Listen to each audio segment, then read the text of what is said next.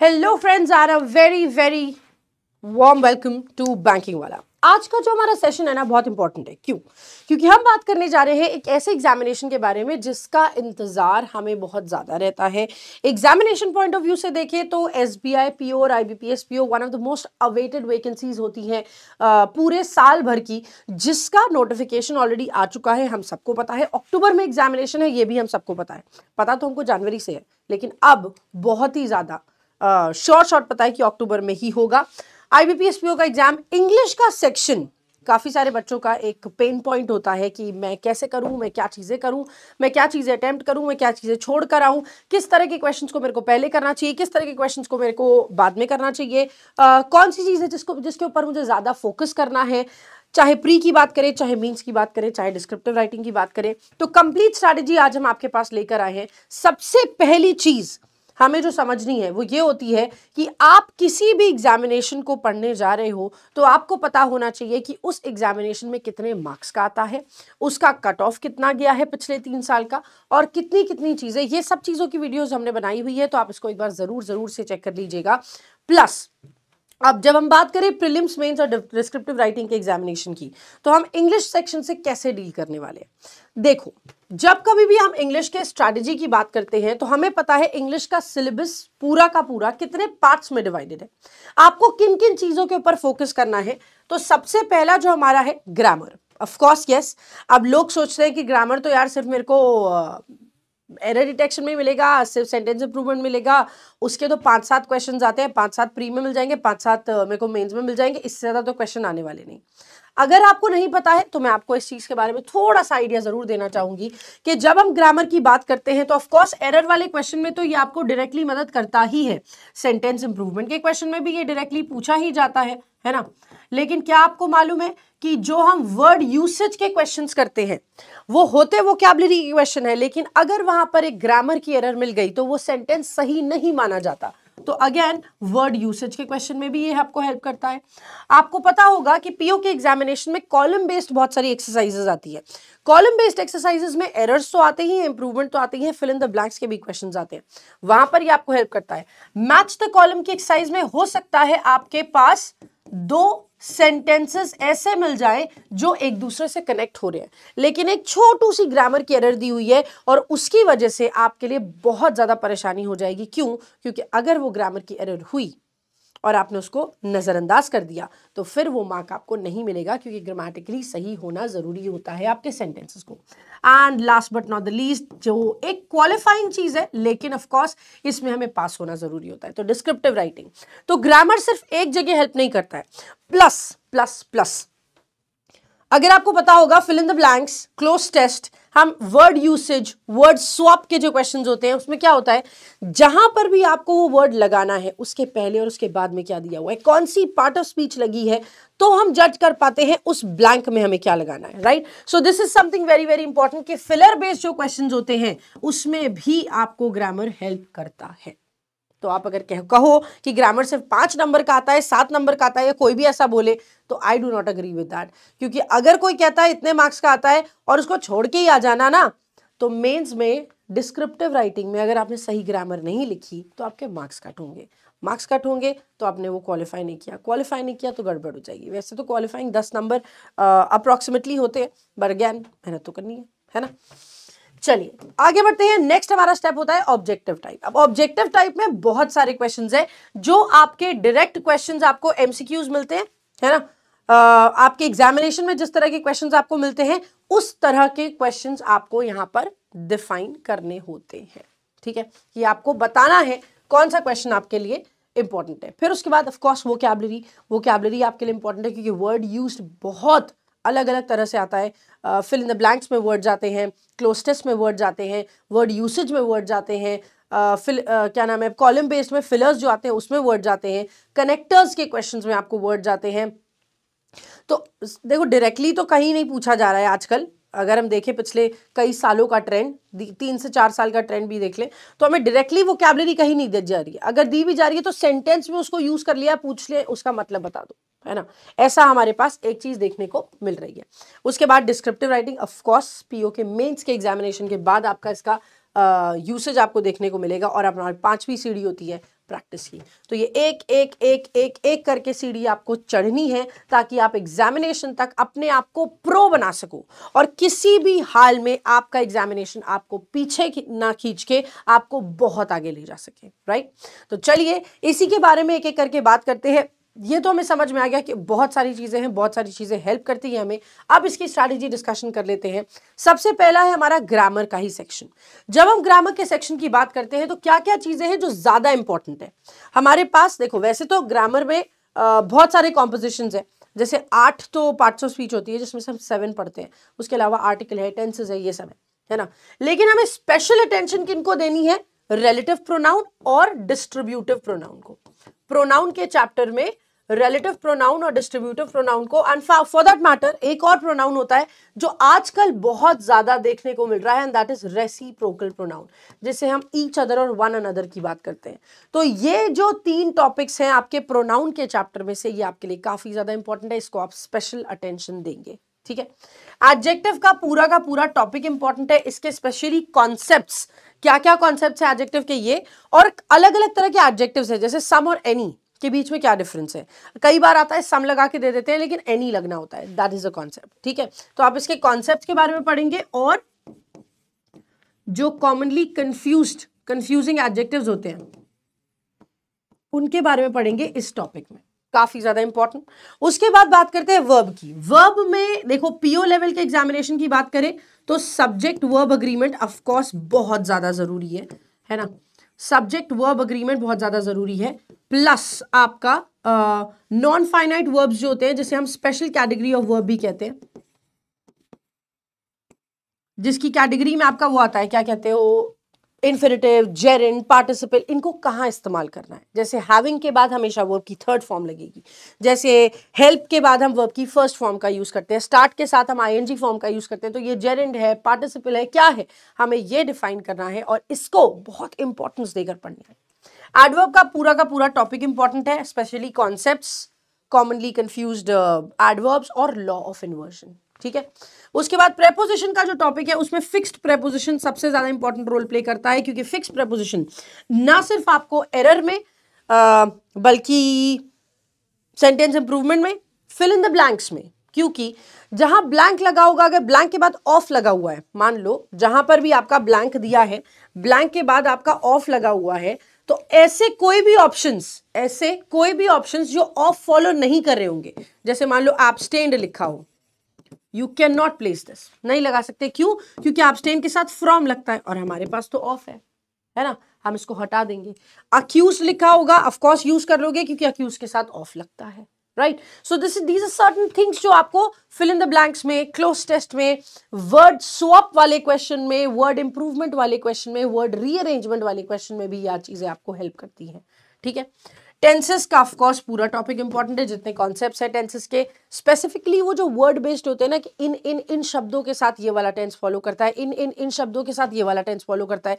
जैसे it is time, it is about time, it is high time, इसमें हम verb की 2nd फॉर्म लगा देंगे। It was time, it was about time, it was high time, इसमें हम had plus V3 कर देंगे, है ना। दिस दैट इट से सेंटेंस शुरू करोगे, आगे जाके ऑर्डिनल नंबर या सुपरलेटिव डिग्री लगाओगे, तो आगे प्रेजेंट परफेक्ट टेंस का यूज करना है हैज हैव के साथ, वर्ब की 3rd फॉर्म। सो ये जो कॉन्सेप्ट्स है ना कंडीशनल वाले, इनको ज्यादा ध्यान देना है। कंडीशनल कॉन्सेप्ट, अगर 2 काम दोनों फ्यूचर में होने हैं तो एक जो पहले परफॉर्म करोगे वो प्रेजेंट टेंस में आ जाएगा, जो बाद में परफॉर्म करोगे वो फ्यूचर टेंस में चला जाएगा। 2 एक्शन जो दोनों पास्ट में हुए, एक पहले हुआ है एक बाद में हुआ है, तो जो पहले हुआ है वो पास्ट परफेक्ट में जाएगा, जो बाद में हुआ है वो पास्ट इंडेफिनिट में जाएगा। ये जो कंडीशनल कॉन्सेप्ट्स हैं इन पे ज्यादा ध्यान देना है जब टेंसेस की बात करते हैं तो। And at the end of the day whether you talk about anything, अगर आप ये सोचते हो कि मैं रूल्स याद कर लूंगा, रूल्स याद कर लिए हैं मैंने, फिर भी मेरे को कोई चीज समझ में नहीं आ रही है, फिर भी मेरे को कोई क्वेश्चन समझ में नहीं आ रहा है, फिर भी मेरे से क्वेश्चन सॉल्व नहीं हो रहा है, क्योंकि आपका काम ही नहीं था रूल्स याद करना। भाई आपको पढ़ाना थोड़ी, आपको पढ़ना है, और पढ़ने के लिए रूल्स याद करना इंपॉर्टेंट नहीं है, पढ़ने के लिए जो इंपॉर्टेंट है that is application of grammar. मतलब आपने जो पढ़ा है उससे रिलेटेड आप कितना ज्यादा डिटेल्ड वे में समझ सकते हो, that is important for you. आप अगर ये नहीं सीखते कि उन कॉन्सेप्ट्स को लगाया कैसे जाएगा, अगर आप ये नहीं सीखते कि उन कॉन्सेप्ट्स को पूछा कैसे जाएगा, तो फिर पूरा का पूरा हमारा कॉन्सेप्ट बर्बाद हो जाएगा, किसी का कोई मतलब ही नहीं बनेगा। और एप्लीकेशन हमें सीखनी कैसे है, हर चैप्टर से रिलेटेड, ईच चैप्टर से रिलेटेड कम से कम आपको 80 to 100 क्वेश्चन सॉल्व करने हैं at all cost. 80 to 100 question solve करने हैं हर एक चैप्टर से, that is extremely extremely important. ठीक है, फिर बात करें दूसरे कॉन्सेप्ट की। दूसरा है हमारा ऑब्जेक्टिव टाइप। ऑब्जेक्टिव टाइप में कई तरह के क्वेश्चंस आते हैं। We have reading comprehension, cloze test, parajumble, match the column, sentence rearrangement, error detection, sentence improvement, column based question, fillers, connectors, starters और मिसलेनियस। अब देखो, इसमें से आपका सेंटेंस इंप्रूवमेंट और एरर डिटेक्शन ये तो पूरी तरह से ग्रामर के ऊपर बेस्ड है। ठीक है, ये तो पूरी तरह से ग्रामर के ऊपर बेस्ड है। इसके अलावा जितने भी टॉपिक्स आप यहां पर देख रहे हो, सबके सब में दो चीजें कॉमन मिलेंगी। एक, आपकी रीडिंग स्किल अच्छी होनी चाहिए कि जो चीजें आपको दी जाए आप उसको पढ़ पाएं, और पढ़ने के साथ साथ आप उसको अंडरस्टैंड कर पाएं, तो आपकी अंडरस्टैंडिंग एबिलिटी भी अच्छी होनी चाहिए। तो इन दो चीजों पे काम करना होगा जब हम एग्जामिनेशन पॉइंट ऑफ व्यू से अपने ऊपर वर्क कर रहे होंगे। तो अब आप अगर ये सोचो कि मैं सिर्फ ग्रामर करके कर पाऊंगा, ऐसा नहीं है। ग्रामर आपको कहां कहां हेल्प करेगी वो हमने शुरुआत में ही आपको बता दिया, बट आपके लिए रीडिंग स्किल और अंडरस्टैंडिंग एबिलिटी बहुत जरूरी होती है बिल्डअप करना, क्योंकि ये आपके एग्जामिनेशन में मेजर पोर्शन होल्ड करने वाली है।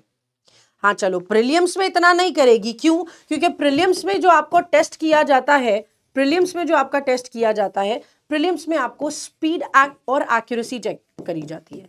इसीलिए आपके जो क्वेश्चंस होते हैं वो थोड़े ट्विस्टेड होते हैं, क्वेश्चन ज्यादा होते हैं, छोटे होते हैं, आपको जल्दी जल्दी पढ़ने हैं, जल्दी जल्दी आंसर करना है। आपकी स्पीड और एक्यूरेसी चेक हो रही है कि जल्दीबाजी में कहीं आप सिली मिस्टेक्स तो नहीं करके चले जा रहे, ऐसा।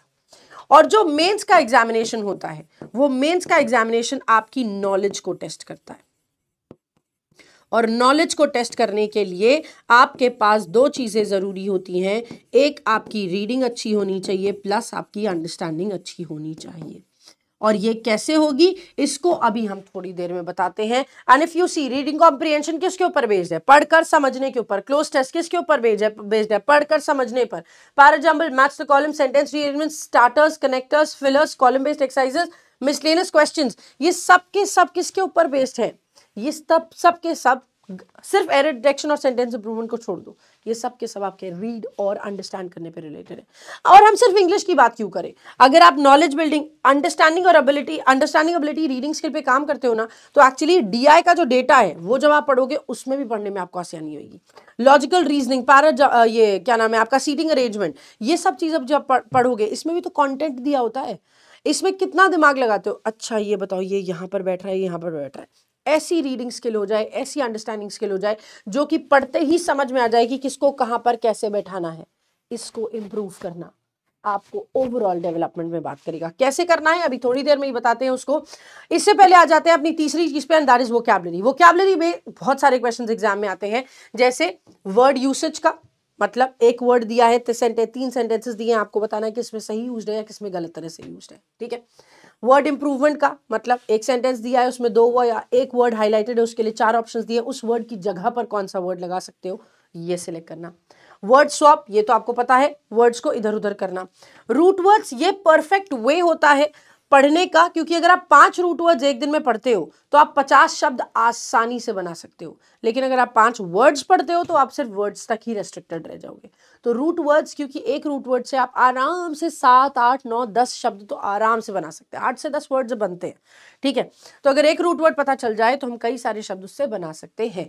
फ्रेजल वर्ब का क्वेश्चन एरर डिटेक्शन में भी पूछते हैं, फिल इन द ब्लैंक्स में भी पूछते हैं क्वेश्चन, बहुत सारे अलग अलग तरीके से ये क्वेश्चन पूछे जाते हैं, तो definitely this is important. Identification of parts of speech, parts of speech को कैसे आइडेंटिफाई करें? बेसिकली नाउन को हम कैसे समझे कि वो नाउन है, हम एडजेक्टिव को कैसे समझे कि वो एडजेक्टिव है, हम वर्ब को कैसे समझे कि वो वर्ब है ना। तो कुछ हेल्पिंग हैंड्स होते हैं यहाँ पर, जैसे अगर हमारे पास ION से वर्ड एंड हो रहा है, NESS से वर्ड एंड हो रहा है, ITY से वर्ड एंड हो रहा है, या आपका क्या कहते हैं उसको, ENCE से वर्ड एंड हो रहा है, ANCE से वर्ड एंड हो रहा है ना, अगर आपका वर्ब के साथ आप एल ऐड करके एंड करते हो तो ये सब वर्ड्स एटसेट्रा, ये सब वर्ड्स आपके क्या बनाते हैं, ये सब वर्ड्स नाउन बनाते हैं। तो ये हमें पता होना चाहिए। क्यों? क्योंकि यही सब चीजें आपके ग्रामर के क्वेश्चन में तो आपको हेल्प करेगी ही करेगी, फिल इन द ब्लैंक्स के क्वेश्चन में। मान लो आपको किसी शब्द का मीनिंग नहीं पता लेकिन वो ION से एंड हो रहा है और हमें ब्लैंक में एडजेक्टिव चाहिए, तो उस वर्ड को आप हटा सकते हो। ये आपका वर्ड्स का जो जिसमें से सिलेक्शन करना था उसको लिमिट कर देगा, है ना। अगर आपके ब्लैंक में आपको एडजेक्टिव चाहिए और एक वर्ड लिखा है जो ION से एंड है, एक वर्ड लिखा है AN से E से एंड है, आप इन दोनों शब्दों को हटा सकते हो। क्यों? क्योंकि वो नाउन होंगे। और अगर एडजेक्टिव चाहिए तो OUS में एंड हो रहा है, IOS में, OUS में, FUL में, BLE में, ABLE में, IVE में, अगर इनमें आप वर्ड एंड करते हो तो ये सब क्या बनाते हैं एटसेट्रा, ये सब क्या बनाते हैं, LESS में ये सब एडजेक्टिव बनाते हैं। तो हमारे लिए ये आसान हो जाता है वर्ड्स को आइडेंटिफाई करना। इसलिए पार्ट ऑफ स्पीच में fill in the blanks, cloze test, column based fillers में, इन सब में आपको ये मदद करेगा। ठीक है। Previous year vocabulary of course important होती है क्योंकि 30% चांस होता है लास्ट 5 साल की जो भी आपकी वोकैबुलरी है उसमें हेल्प मिलती है। ठीक है, दैट इज वन थिंग। अब आ जाते हैं हम अपनी नेक्स्ट चीज पे, descriptive writing. Of course descriptive writing जब आप PO लेवल की बात करते हो तो PO लेवल में सिर्फ एसे राइटिंग और लेटर राइटिंग आता है। ठीक है, जो प्रेसी राइटिंग आती है, प्रेसी, एसे और RC, प्रेसी, एसे राइटिंग और रीडिंग कॉम्प्रिहेंशन, ये 3 चीजें आपको जो मिलेंगी डिस्क्रिप्टिव राइटिंग में, ये RBI के एग्जामिनेशन में मिलती है। ठीक है, PO लेवल के एग्जामिनेशन में सिर्फ ऐसे राइटिंग और लेटर राइटिंग के 2 क्वेश्चंस आएंगे। 50 मार्क्स का पेपर होगा। ठीक है, 30 मिनट्स का आपको समय दिया जाएगा।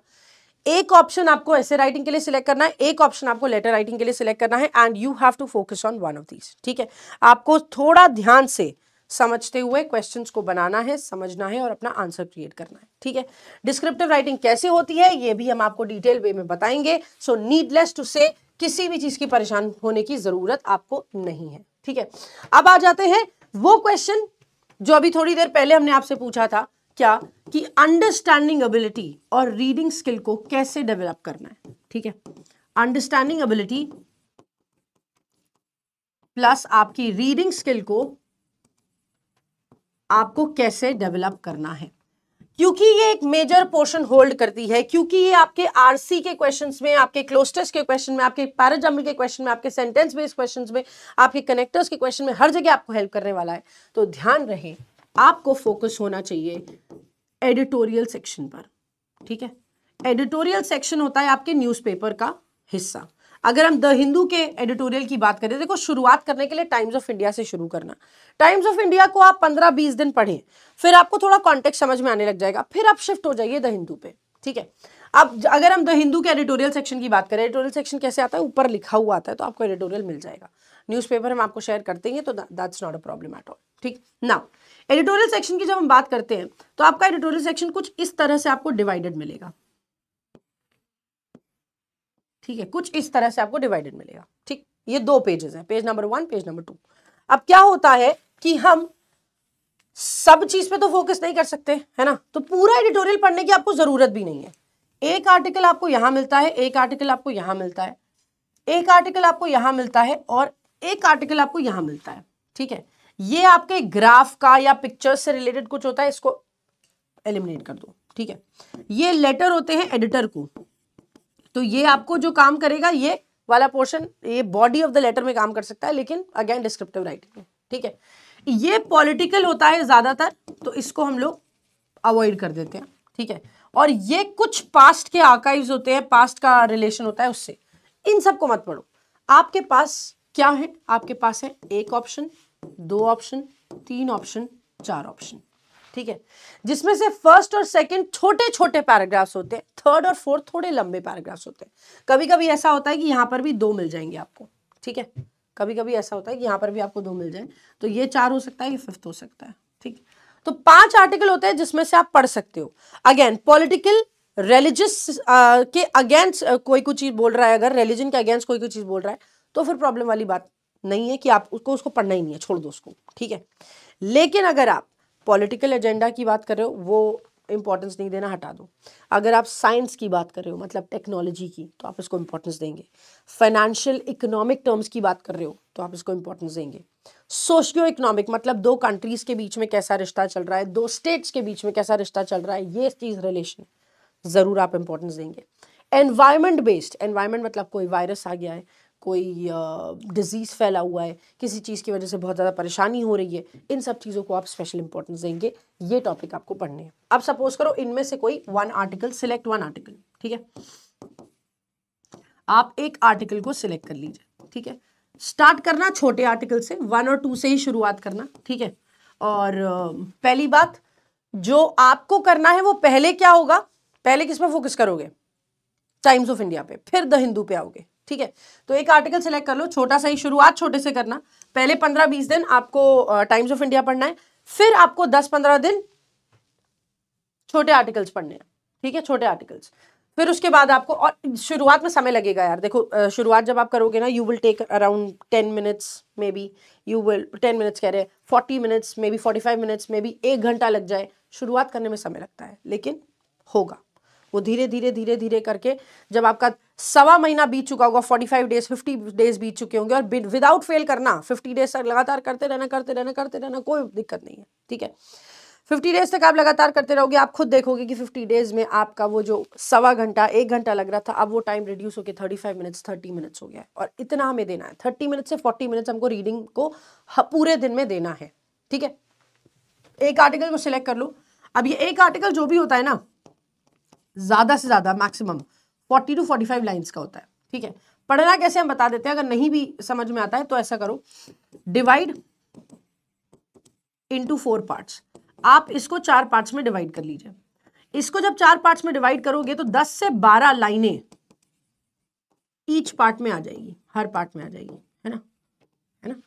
अब आप पढ़िए क्या, line by line understand, line by line read करो, रीड एंड अंडरस्टैंड। और हो सके तो इससे रिलेटेड जितनी वोकैबुलरी आपको मिलती है और जो इंपॉर्टेंट डेटा आपको मिलता है उसको आप समझने की कोशिश करो, ठीक है। ये इंपॉर्टेंट है। आप समराइज करना चाहते हैं समराइज कर लीजिए, नहीं तो इंपॉर्टेंट डेटा जो भी है इसका वो लिख के रख लो। इंपॉर्टेंट डेटा या वोकैबुलरी जो आपको लगती है, इसको हर हफ्ते आपको रिवाइज करना है, जो हर रोज आप एक एक करके पढ़ेंगे, ठीक है। दैट इज इंपॉर्टेंट डेटा ये वोकैबुलरी करनी है, और इसके अलावा आपकी क्वेश्चंस होने चाहिए। जो भी क्वेश्चन आप उससे बनाना चाहे, फ्रेम करना चाहे, वो पढ़कर आप इसे समझ सकते हैं, ठीक है। तो that is extremely important. Plus जो कुछ चीजें हमने आपको अभी थोड़ी देर पहले बताई, जैसे हम बात कर रहे थे वोकैबुलरी वाले पार्ट के बारे में हियर, कि आपको identification of parts of speech, phrasal verb, previous year vocab और रूट वर्ड्स, इनको आपको रेगुलर बेसिस पे पढ़ना चाहिए। रेगुलर बेसिस मतलब ऑल्टरनेट डे पे पढ़ लो, एक दिन ये पढ़ लिया, दूसरे दिन वो पढ़ लिया, तीसरे दिन ये पढ़ लिया, चौथे दिन ये पढ़ लिया। इस तरह से अगर आप पढ़ना स्टार्ट करोगे तो आपके बारे में आपको खुद पता चलेगा कि आप बहुत सारी चीजें लर्न करें और बहुत सारी चीजें आप अंडरस्टैंड कर सकते हैं with a very smooth functioning. So this is extremely important for all of us कि हम इन चीजों पे ध्यान जरूर दें जो कि हमारी अंडरस्टैंडिंग और रीडिंग एबिलिटी को इंप्रूव करते हैं। सो गाइज आगे की बात जो देखें, अब इन सब चीज की प्रिपरेशन जो जो हमने आपको बता दिया, एक अगर सही ढंग से अगर करनी है तो हम कहां से कर सकते हैं। तो बैंक महापैक है जो 1 ईयर का सब्सक्रिप्शन, और बैंक महाविश्वास पैक है जो 2 ईयर का सब्सक्रिप्शन है। 1 ईयर के सब्सक्रिप्शन में आपको चाहिए 2799 में ये मिल जाएगा। इसमें आपको prelims, mains, interview, descriptive writing सबकी प्रिपरेशन कराई जाएगी। IBPS PO clerk, SO, SBI PO clerk, RBI RRB PO clerk, हर तरह से आपको यहाँ पर प्रिपरेशन मिल रही है जो 18+ एग्जामिनेशंस को कवर कर रहा है। फर्स्ट ऑफ ऑल 100 से भी ज्यादा बैचेस मिलेंगे लाइव और रिकॉर्डेड, 2000 से ज्यादा लाइव क्लासेस मिलेंगी, 2000 से ज्यादा मॉक्स, क्विजेस और नोट्स हैं, और 24/7 डाउट सपोर्ट सेशन।